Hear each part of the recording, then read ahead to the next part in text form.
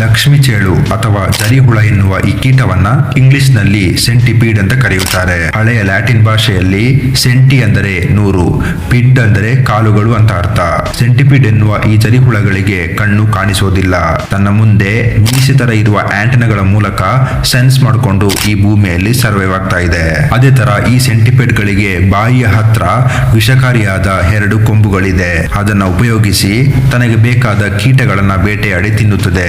ಪ್ರತಿಯೊಂದು ಸೆಂಟಿಪೀಡ್ ಗಳು ಕೂಡ ಬೇರೆ ಬೇರೆ ರೀತಿಯ ಗಾತ್ರದಲ್ಲಿ ಇರುತ್ತದೆ. ತಮ್ಮ ಗಾತ್ರಕ್ಕೆ ತಕ್ಕಂತೆ ಕೀಟಗಳಿಂದ ಹಿಡಿದು ದೊಡ್ಡ ದೊಡ್ಡ ಇಲಿಗಳನ್ನ ಕೂಡ ಬೇಟೆಯಾಡಿ ತಿನ್ನುತ್ತದೆ. ಇದರಿಂದಾನೇ ಈ ಸೆಂಟಿಪೀಡ್ ಗಳು ತುಂಬಾನೇ ಹೆಲ್ದಿ ಆಗಿರುತ್ತೆ.